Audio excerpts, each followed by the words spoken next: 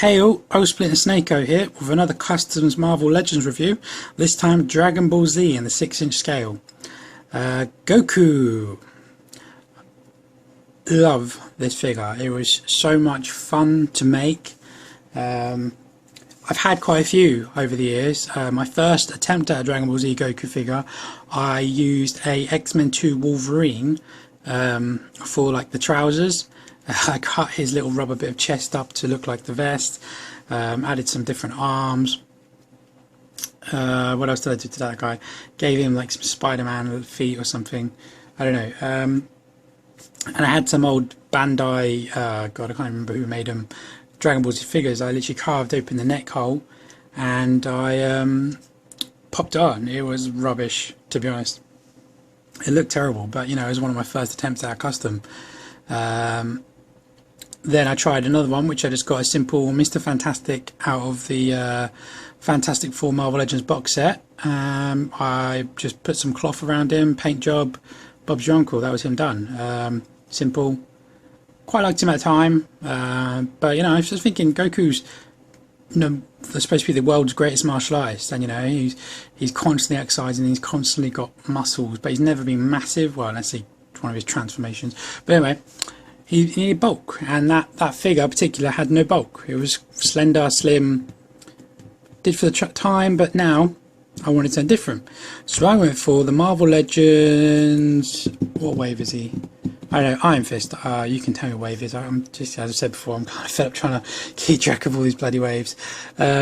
He's very simple. Iron Fist from the neck all the way down. The hands are Legendary Rider Wolverine. The hips are Sinister Six box set Spider-Man. That's actually the hips and the balls, the ball joints. The legs on downwards are back to Iron Fist. The heads are from the Dragon Ball Z, I think, Ultimate figures. These smaller of the figures, they're quite tiny, but they have quite good detailed head. They kind of got a bit of a cartoony look, which I kind of liked, but they're quite big for this.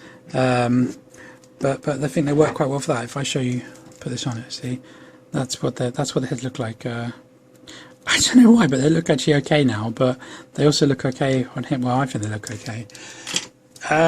But they were detailed heads, and I've got interchangeable as I've just shown you. But yeah, I think they work pretty well. They look ever so slightly too big, but you know, Dragon Ball Z characters have got quite big necks, quite prominent protruding necks, so I don't mind it so much. The figure retains most of his articulation. I will do a few size comparisons, and then I'll get on to the details of it. Here is the new cap. He's in pieces, so just one careful with him. Here is Return of Form minus one arm. Hyperion. He doesn't want to stand up by himself. And here's Iron Man. Again, doesn't want to stand up by himself. So yeah, there you can see quite good comparisons there. So he fits in very nice in the 6-inch.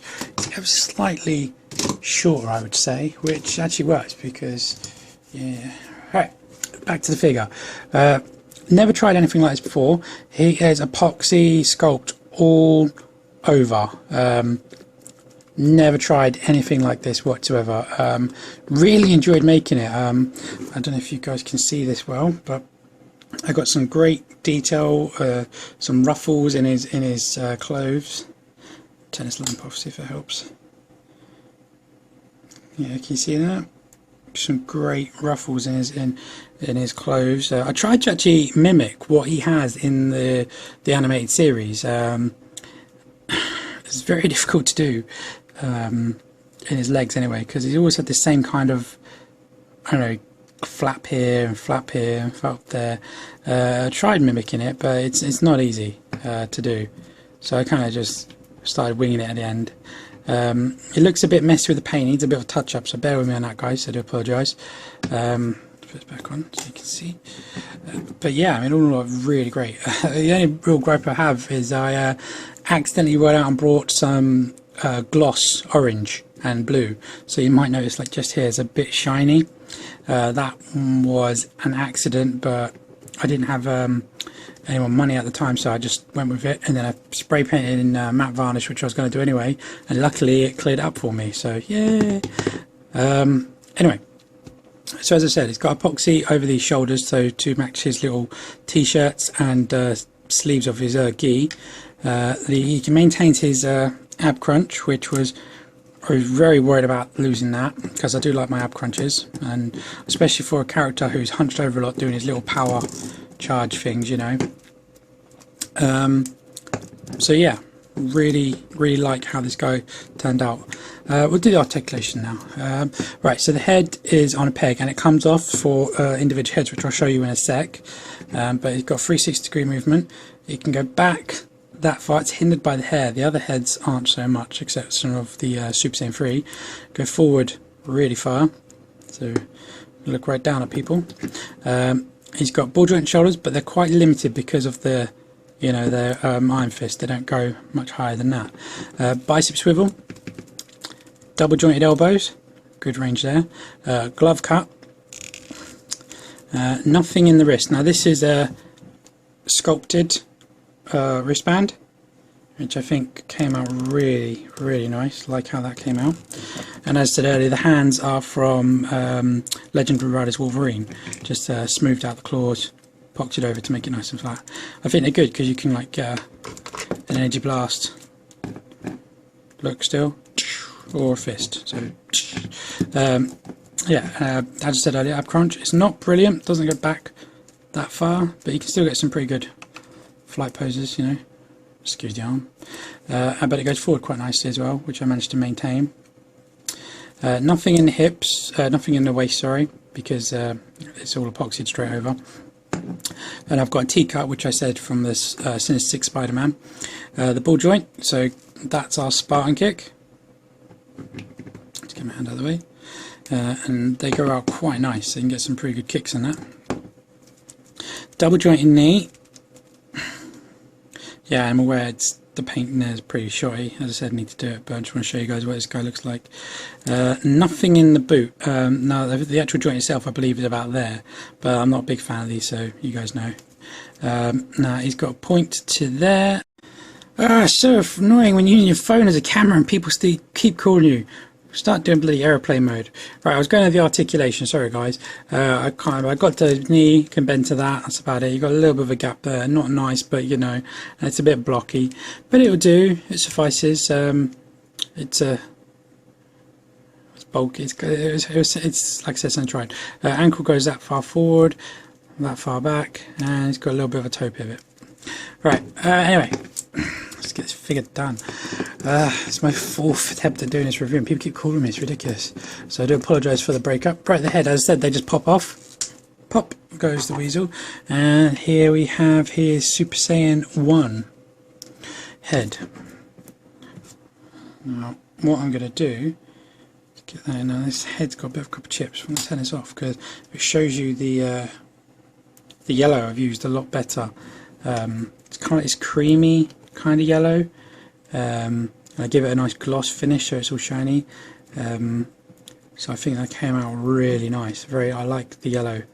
It wasn't intentional. I just picked up a yellow and it's a very rich yellow. So I thought about doing gold, but you know, I've seen a few gold Super Saiyans and this don't look quite right. I like yellow. I know it's supposed to be like this golden colour, but this is a nice yellow, like I said before. Right, anyway, this is my Super Saiyan 2. This one I've actually customised myself. This is basically one of these heads. I've trimmed and added bits to make it look more like the Super Saiyan 2. These ones are a bit more curlier, mine's are a bit more straight. But, you know, I think it works still. I'm happy with it. It's not perfect, but like I said with light. It's kind of hard to get yellow to show up under light, really. As I said, with these heads, they go back further because obviously they're not so restricted. Actually, you know what? I've just realised I'm wrong. This isn't a Super Saiyan head.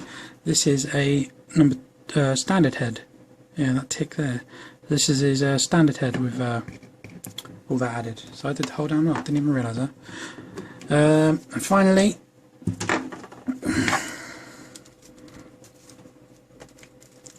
Go on, get on there. Oh, that one's tight. Super Saiyan 3.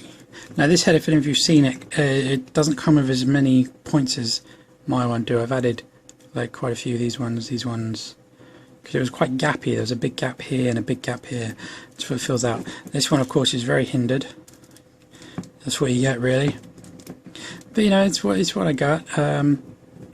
I know they do look a bit small, and I think maybe one day I might make some from scratch. But I've seen someone do it, and they're incredibly detailed, but I'm nowhere near that skill level. But overall, I'm very happy with what I got. I like it, and you can get in some great poses. If I can just get him to do his signature. Kame, Hame.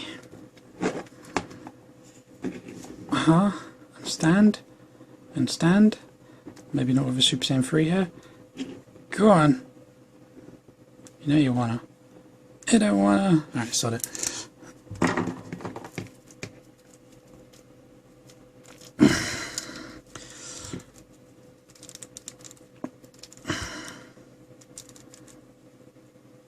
I'm really not running with this review, am I? I'm sorry, guys. Just bear with me. You know what? Take it at an angle.